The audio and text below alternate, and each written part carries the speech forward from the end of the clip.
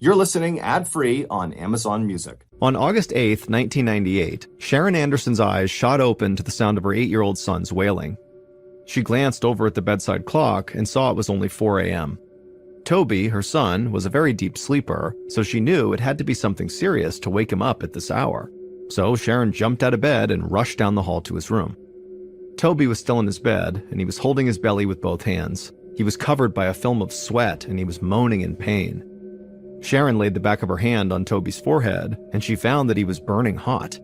In fact, he felt much hotter than when he normally got sick. Sharon knew her son needed medical attention right now. She rushed back to her bedroom, woke up her husband, and told him to go get the car ready so they could drive their son to the emergency room. Then she ran back to Toby's room, she scooped him up in a blanket, and carried him down the hall. It was still dark out as Sharon and her husband loaded Toby into their car. Fortunately, the streets of Minneapolis were empty at that hour as they raced to the nearest hospital.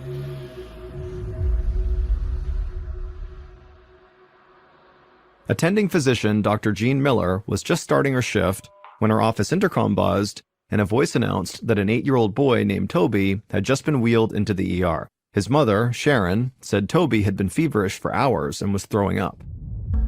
Dr. Miller jumped up from her desk and dashed down the hall to the emergency room. She found Toby lying in bed, his eyes half open and his skin drained of color, while his pajamas were dark with sweat. The boy's parents hovered beside the bed looking worried and helpless. Dr. Miller called for a nurse to bring an IV saline drip to get some fluids into the boy. Then she measured his heartbeat and listened to his breathing. But the child's intense stomach pains suggested that whatever was going on was an intestinal issue. That covered a lot of possibilities, from food poisoning to something much more serious like appendicitis. Dr. Miller asked Toby's parents if he'd eaten anything unusual lately. They looked at each other and listed various meals from the past few days, but then said that nothing out of the ordinary came to mind. Dr. Miller nodded, then asked Toby where it hurt most. With very shaky hands, Toby pointed to his stomach. Tears formed in his eyes, and he told Dr. Miller the pain was getting even worse. Dr. Miller smiled calmly, doing her best to hide her concern that Toby seemed to be sinking. The doctor grabbed a phone off the wall and called the lab to order blood and stool samples. That would likely identify what was happening inside of Toby's body. The doctor was pretty sure it was some kind of food poisoning, but the boy's intense discomfort suggested that it could be more serious than your run-of-the-mill 24-hour stomach bug. Dr. Miller took the parents aside and told them to make a list of every food and every place that Toby had eaten in the past 4 days. Dr. Miller promised they would find out what was happening to their son and they would do everything in their power to make him right again. A few hours later, Dr. Miller's phone rang. It was the lab with Toby's results. They found blood in Toby's stool, which indicated intestinal bleeding, most likely from bacteria in his food. So Dr. Miller had apparently been right. It was some kind of food poisoning. Now they needed to figure out what kind of food poisoning it was. The lab technician said they had already isolated the bacteria from Toby's stool for closer analysis. Dr. Miller thanked the technician and hung up. The good news was that they were now closer to knowing what was making Toby sick. But the bad news was, until then, Dr. Miller could not really aggressively treat Toby's illness. For many bacterial infections, the best treatment is antibiotics, but with certain strains of bacteria, such as highly toxic strains of E. coli, antibiotics can actually make the patient sicker or even kill them. So for now, all Dr. Miller could do was keep Toby's fever down with medication and his dehydration at bay with an IV drip. Dr. Miller checked in with Toby's parents and told them to get some rest and that she would be back at the hospital first thing in the morning. Then the doctor left the room and went to the night nurse and told her to please contact her at home if anything changed with Toby. The next morning, Dr. Miller had just sat down behind her desk with a mug of coffee when a nurse knocked on the door and poked her head in. She said there was a new arrival to the ER, a 4-year-old girl named Peyton Egger. She had a sweltering 104-degree fever, and her mother said she'd been vomiting on and off for 12 hours with repeated bouts of diarrhea. Dr. Miller's mind raced as she followed the nurse down to the emergency department. White curtains were drawn all around a gurney that had just been wheeled in. Little Peyton was lying on the gurney, drenched in sweat. Her face was drained of color, and she was struggling to keep her eyes open, and her parents stood to the side, clutching each other nervously. Dr. Miller immediately ordered the nurses to hook Peyton up to an IV drip while she checked the girl's vitals. Peyton's pulse was weak, and her blood pressure was dropping. Dr. Miller worried she might be going into shock, which could cause her organs to shut down. Dr. Miller realized that Peyton's symptoms were very similar to Toby's, so much so that she wondered if both kids had caught the same infection. Peyton's parents told Dr. Miller that their home was in a suburb north of Minneapolis, which was nowhere near where Toby's family lived. Still, Dr. Miller thought there must be something these two kids had in common. Dr. Miller called the lab and told them she wanted full blood work run on Peyton, plus stool samples tested as well. Then, Dr. Miller took Peyton's parents into the hallway and asked them for more details. The mother said that Peyton had been complaining of stomach pains last night, but it really hadn't seemed that serious. But at around midnight, Peyton woke up crying from all the pain and then began vomiting. After that, she kept vomiting nearly every hour and had several episodes of severe diarrhea. Then her temperature started spiking. By dawn, the parents said it was clear that whatever this was, it was only getting worse. So her parents had rushed her to the hospital. Dr. Miller said they had done the right thing. Peyton would be safe here. For now, the best thing they could do was just stay calm and wait. But that was advice Dr. Miller found easier to give than to practice. As Dr. Miller stepped out of Peyton's room and headed back to her office, a nurse hurried up to her and said the lab had been trying to reach her. Toby's new results were in. The boy was infected with a bacteria called Shigella. Finally, Dr. Miller knew what she was up against. Shigella attacks the digestive system, causing inflammation and bleeding within 12 to 48 hours after eating food contaminated with the bacteria. Toby had all of the classic symptoms: fever, abdominal pain, nausea, diarrhea. Dr. Miller knew that if untreated, Shigella could send Toby into shock, which often leads to organ failure and occasionally even death. But at the same time, Dr. Miller was relieved. Although Shigella was obviously serious, it could be defeated with antibiotics, so she could finally start treating Toby. Dr. Miller told the attending nurse to prepare antibiotics for Toby and begin administering them as soon as they were ready. Then Dr. Miller rushed to Toby's room to give his parents the news. The boy was lying in his hospital bed with his eyes half open. His mother sat in a chair next to the bed, holding her son's hand and looking flushed and exhausted. Dr. Miller asked Toby's parents to step outside with her so she could explain what was going on. But when Toby's mother tried to stand up, she wobbled and had to sit back down. She admitted she had not been feeling well since she woke up that morning. She said she even vomited a couple of times. Dr. Miller told Toby's mother to stay seated while she called for a nurse to prepare a bed for her. The doctor told her it was entirely possible that she was also now infected with Shigella, which was the bacteria that they had just discovered her son was infected with. After all, Shigella is so contagious that it can be passed in a handshake if someone who touched the bacteria didn't wash their hands well enough. As soon as Dr. Miller had settled Toby's mother into her own hospital bed, a receptionist waved the doctor down. It was the lab calling again. They had the results for Dr. Miller's other young patient, Peyton. She had Shigella too.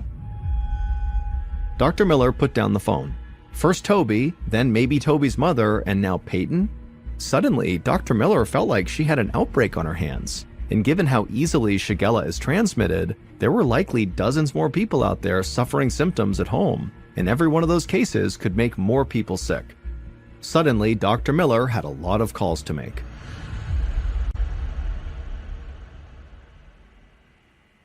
Later on that same afternoon in August of 1998, a young epidemiologist at the Minnesota Department of Health named Dr. Julie Wickland was sitting at her desk when her secretary buzzed.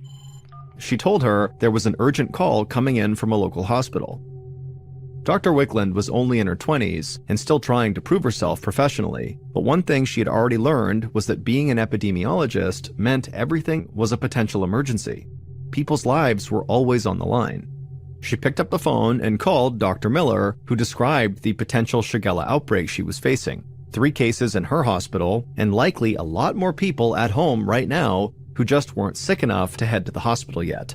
But soon they would be. Once Dr. Wickland was done hearing from Dr. Miller, she requested to have Toby and Peyton's families fill out food history charts with everything they had eaten in the past 4 days. Then she met with her team at the Department of Health and assigned some of her best investigators to join her on this case. By the time she got back to her office, Dr. Wickland's secretary came in holding a stack of papers. The families had already filled out and faxed over their kids' food histories. Dr. Wickland spread them out on her desk and scanned them to look for commonalities. Right away, she noticed a pattern. They had all eaten at a restaurant called Roberta's. The odds were extremely low that both Toby and Peyton's families had eaten at the same place in the same 4-day window, especially considering how far apart they lived, and so this was exactly the type of breakthrough Dr. Wickland was hoping for.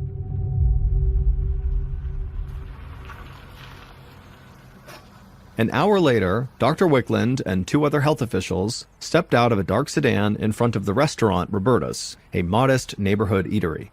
The manager was waiting for them by the entrance, looking very tense.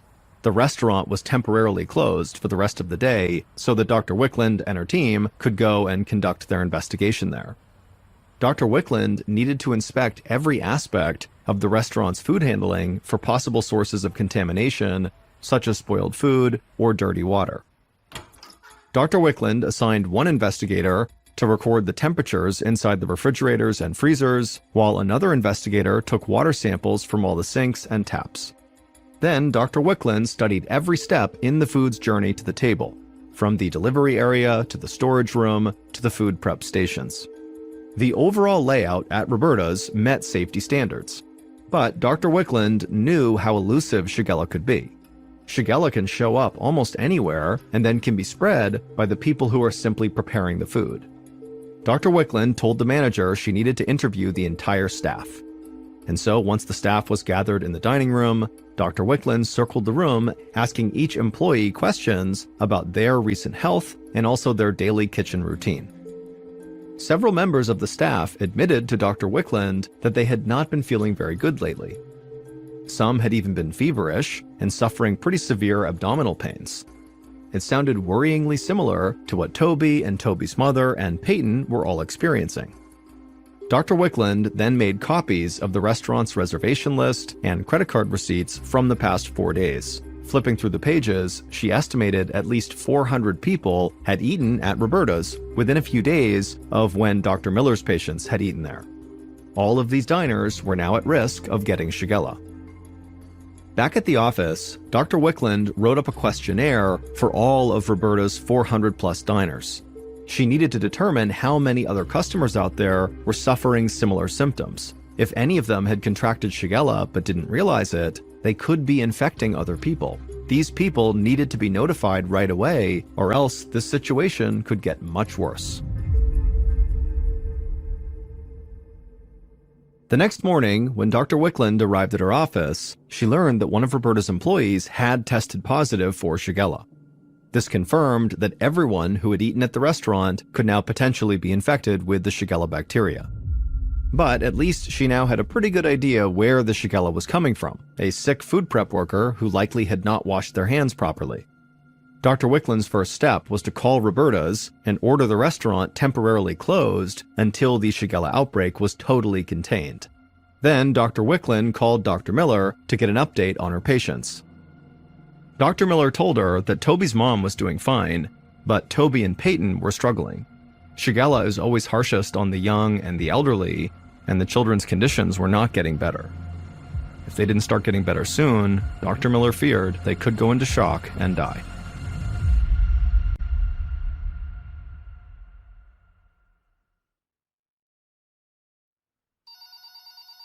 Early the next day, Dr. Wickland's phone rang with new results from the lab.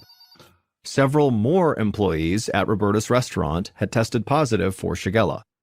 This meant that the disease outbreak was not coming from a single unsanitary worker. It was coming from lots of places. Dr. Wickland got a fresh cup of coffee and then sat down at her desk to begin studying the first wave of questionnaire results from Roberta's recent customers. And she was disturbed to see that a full half of the 400 diners reported experiencing symptoms that were consistent with Shigella. But as Dr. Wickland studied the responses, something about the data just didn't seem right. a large percentage of infected diners had eaten at Roberta's before any of the employees started to get sick. So it was unlikely that the employees were giving the infection to the customers. The workers were actually victims too. Dr. Wickland leaned back in her chair and took a deep, defeated breath. She now realized that she actually had no idea where all the Shigella cases were coming from. An hour later, the manager at Roberta's unlocked the restaurant door and let in Dr. Wickland. She told the team to put on gloves and start discarding every piece of food in the building. Nothing could be saved. Roberta's manager was happy to comply, and Dr. Wickland told him the business could reopen once all the food had been thrown away and the entire restaurant professionally cleaned. They couldn't afford to take any chances. Dr. Wickland pulled a bin of produce off a shelf and dumped it in the trash. The Shigella was somewhere under this roof, and Dr. Wickland was not going to let it slip past her. Dr. Wickland returned to her office at the Department of Health to find a report sitting on her desk. Her heart sank. It was the details of another case of Shigella, this time north of Minneapolis. A 33-year-old woman had been rushed to a hospital after hours of vomiting, fever, and diarrhea. The night before, the woman had eaten at an upscale restaurant in her neighborhood called Marty's. Not only that, but she'd gone to the restaurant with multiple friends, all of whom had been contacted and reported feeling sick. But Marty's restaurant was very far from Roberta's. For this illness to strike two restaurants in entirely different areas, miles apart from one another, was extremely rare. Dr. Wickland sighed and called the manager at Marty's to tell them the restaurant would have to close until further notice. She said that a health official would be there shortly to collect their reservation list and credit card receipts, and all their recent diners would need to be contacted about the disease outbreak. Dr. Wickland then called a meeting with her investigators to brainstorm. She felt lucky that there had been no fatalities so far, but she also knew that young children were in the greatest danger. She told her team they had to find the link between Marty's restaurant and Roberta's restaurant that could explain all the Shigella cases.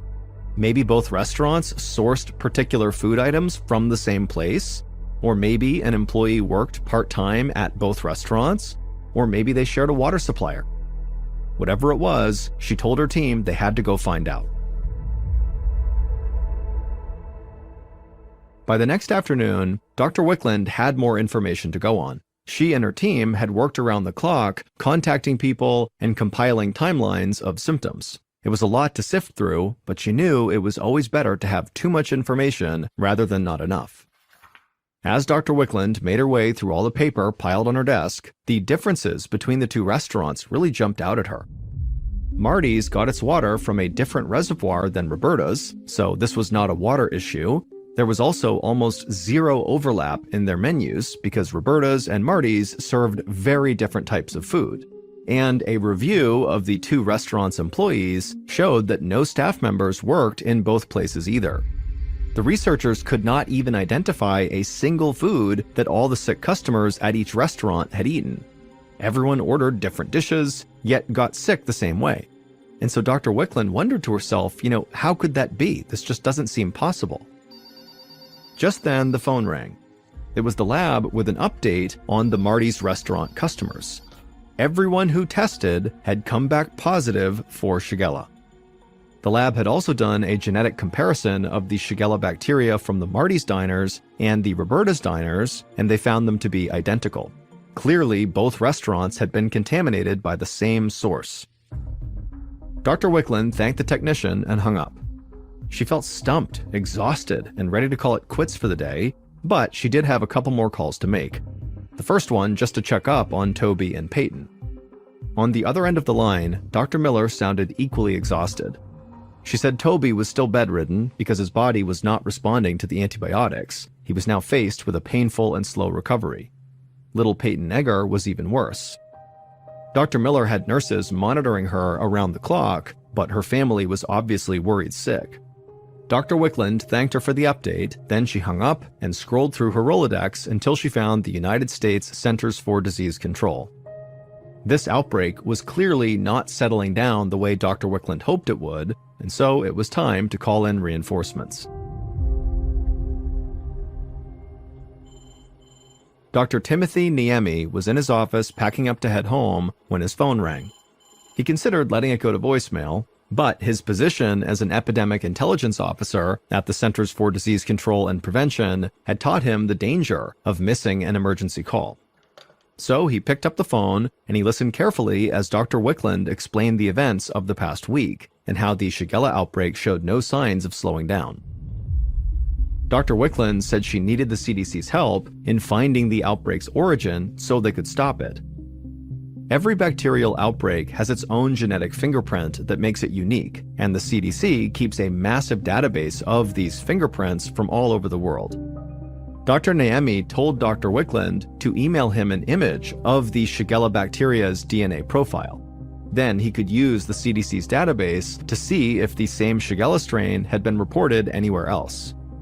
The moment Dr. Niemi uploaded the Shigella bacteria from Minnesota to his database, Shigella outbreaks in other areas popped up all over, from Los Angeles County to Boston to Florida, plus up in Canada, in Alberta and Ontario.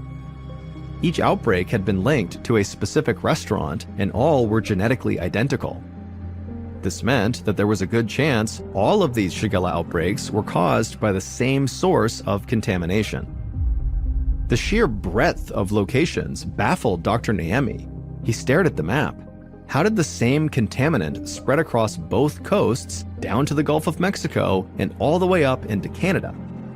He emailed his coworkers the results and asked them to help him contact every restaurant associated with an outbreak and compile a comprehensive list of foods and ingredients on their menus. There had to be something in common to all of them that was carrying this particular strain of Shigella. The next morning, one of Dr. Niemi's fellow investigators strolled into his office and handed him a Post-it note with one word written on it. Dr. Niemi read the note and couldn't help but laugh. The investigators had identified the probable source of the Shigella outbreak, and it was something that no one suspected. Dr. Niemi's department even had a term for this particular ingredient. They called it stealth food, because it's used in a wide variety of dishes, yet usually goes unnoticed. Dr. Niemi congratulated his team. This was the best lead they had. He picked up a phone and he called a colleague at the Food and Drug Administration named Jeremy Brown. Dr. Niemi told Jeremy what they had discovered and said he'd need the FDA's help tracing this particular ingredient, the stealth food, to the original supplier. Global supply chains for restaurants are incredibly complex, with foods shipping from across the world and constantly being reprocessed and repackaged, and so finding one bad batch of food among all of that would not be easy. Jeremy said he would get to work. A few days later, Jeremy rode in a Jeep through Ensenada, Mexico. At first, the countryside was dry and dusty, but as they curved over a hillside, suddenly everything turned green.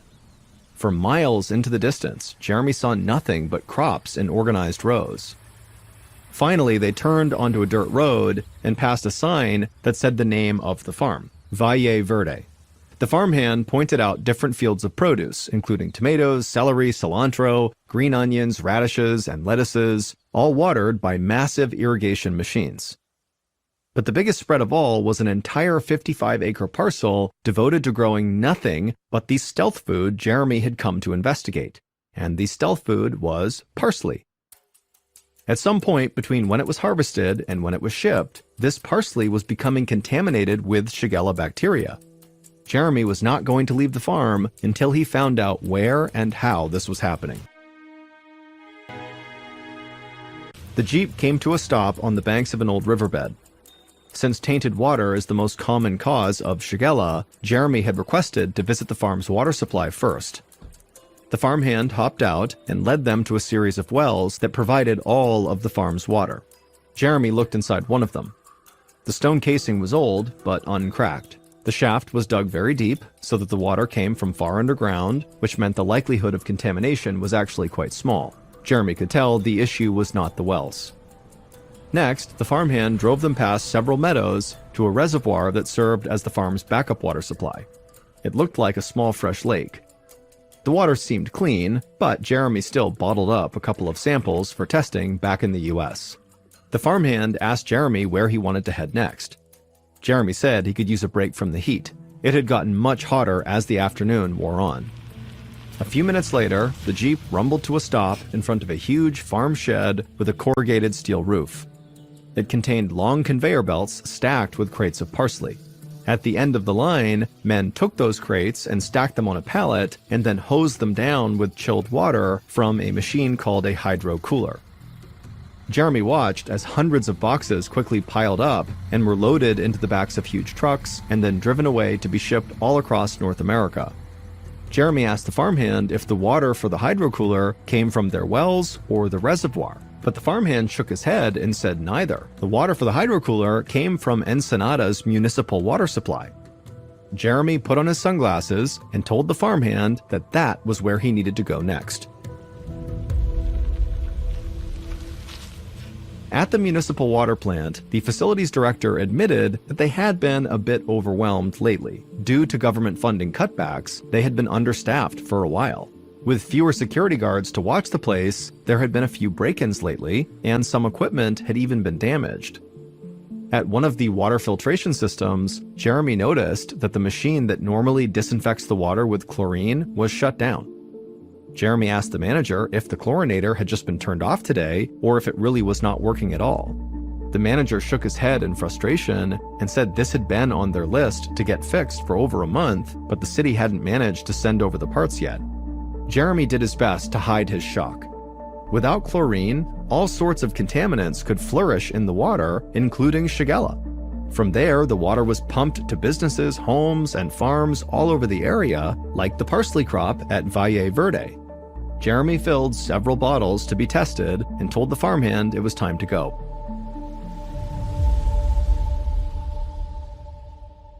Days later, Jeremy got his results. Ensenada's municipal water was loaded with Shigella. And it was the same strain as the one found at Roberta's, Marty's, and all the other restaurants. The contaminated water had been sprayed directly onto the parsley right before being shipped to restaurants all across North America, where people like Toby, Peyton, and their families ate the parsley without giving it a second thought. Jeremy knew they had been lucky in tracking down the source relatively quickly. He estimated that as many as 1,000 diners had caught Shigella from one harvest of contaminated parsley, but it could have been so much worse. Fortunately, there were no fatalities, and both Toby and Peyton eventually made full recoveries. But very few of those who got sick will ever look at their parsley garnish the same.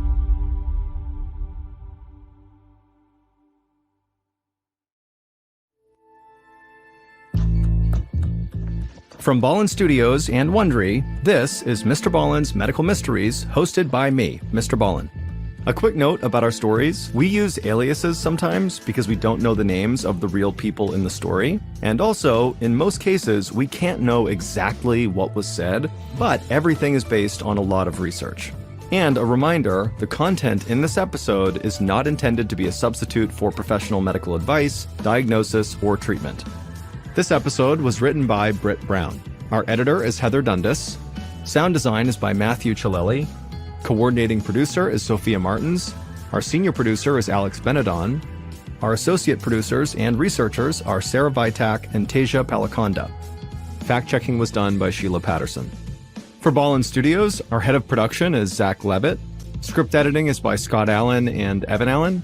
Our coordinating producer is Matub Zaire. Executive producers are myself, Mr. Ballen, and Nick Witters. For Wondery, our head of sound is Marcelino Villapando. Senior producers are Loredana Palavoda and Dave Schilling. Senior managing producer is Ryan Lohr. Our executive producers are Aaron O'Flaherty and Marshall Louie for Wondery.